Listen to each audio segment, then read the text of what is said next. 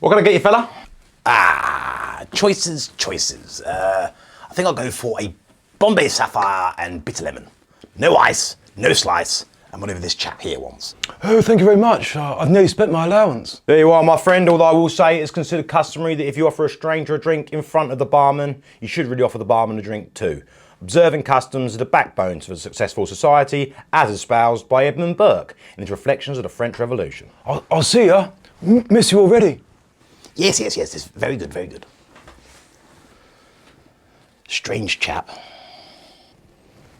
I actually think he's got a few deep-seated issues that long sessions of psychotherapy have inflamed rather than cured in any meaningful sense of the term. I think his desire to hold on to erroneous beliefs come from a coping mechanism in the body, so I actually do have sympathy for him for that, but at the same time I can objectively analyse his plight. Bombay Sapphire and bitter lemon? Though I do think it necessary to say that as a public servant, your expense account is paid for by the taxpayer, of which I am one. And even though barely a bubble in that bitter lemon is paid for by me directly, the principle still stands. Cheerio. God, he's a genius. An absolute genius. In some regards. I bet you've got something to say. Well, I do think that you spending further taxpayer money on inebriating an individual whose own family members have been in not 15 minutes ago to warn about his recent and uncharacteristic overindulgence on amaretto shows a shocking level of moral abhorrence. However, I do agree with you about his wife and father, which is ultimately why I poured the drink. I'll drink to that. Boris Becker was recently criticised by the all-pervasive wokery for referring to a tennis player's girlfriend as pretty. I fail to see how a world where such a gentle compliment can be taken as offensive can be described as a better one. Now, just because you can't see it, dear fellow, doesn't mean it's not there. Look, terms like pretty denigrate the fairer sex. I'm pretty sure, therefore, the term fairer sex denigrates them too. Implies that they are weaker, daintier, gentler, softer. Really? Oh, really? I was just being nice. No, this really is getting ridiculous now, isn't it? If referring to a girl as pretty falls foul of the wokeocracy, then I'm pretty sure that denigrating your marriage vows and betraying many women that trusted you must do too. Well, we have to draw the line somewhere. Yes. Cheerio. I'm like a second father to that boy. It's beautiful, isn't it? I can think of other words. Yes, well, you're too close-minded to see the opportunities. Wokeism must spread like a delicious mold, and that man is an essential ambassador for it. Once you've used him for your personal gain, you'll dispose of him like a dried, empty husk that's had all the gooey goodness sucked out of it. He'll be a shriveled mess, while you swan around creating a world dominated by inside-out, top-down regulation that, as a result, no one wants to live in.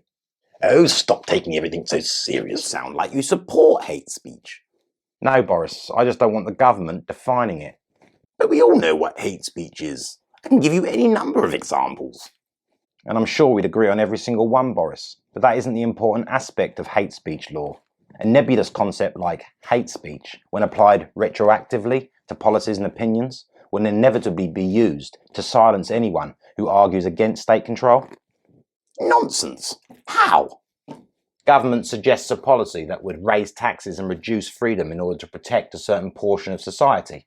It might be a good policy, it might not be. It might be popular, might not be. But it will never be debated on those terms. Instead, anyone advocating against it will be accused of hating those who would be deprived of that proposed benefit.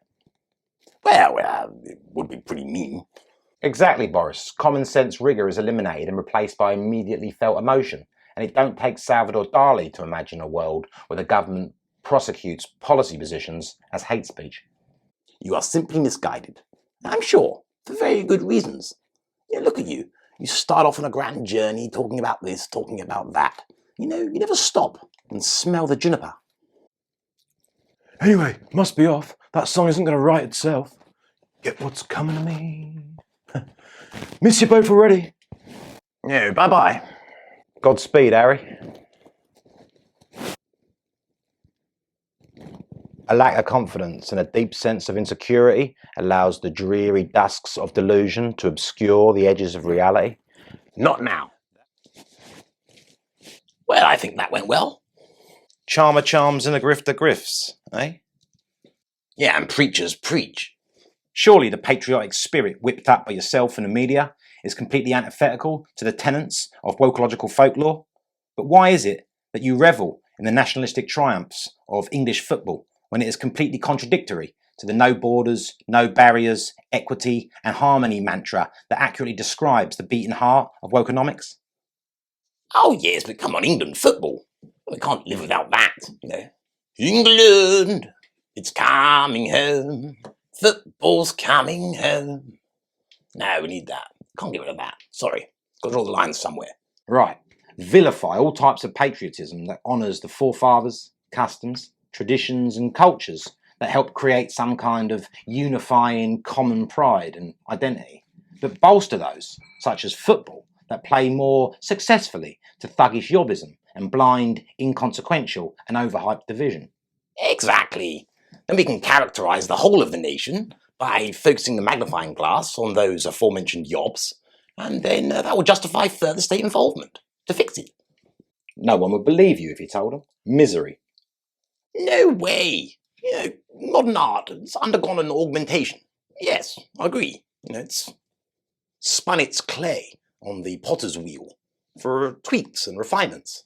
You know, unleashing more nuanced insights into the human psyche. You know, modern art will build a better world, not misery. Nearly every artistic medium's been on a downward spiral for years. Talent nullified, connections rewarded, the glorious and the beautiful insulted, whilst the bizarre and the freakish are glorified.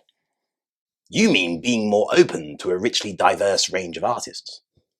Who mostly aim at transforming the world into one throbbing ball of desire, linking us all mutually in self-absorption, which usually manifests as boasting or whinging. Such as? Unmade beds and ashtrays presented as art, ghastly architecture which soils the skyline, and infantile comedy that relies only on foul language. Yes, but apart from that. That lot hate the world, whinging about its emptiness, then jumping into a pigsty of misery and complaint at its defects. Then you've got modern pop music. Pseudo-rap, attitude-laced grooves about how men can get women to do whatever they want, or vice versa. No, some of it's quite good. What? The monotone, soulless ballads about breaking up and getting over that have a long, dull note sung loudly, and if you're really lucky, enough production to completely eliminate all the contours of their voice. You're a paranoid fool sometimes, but my word, do I love you for it.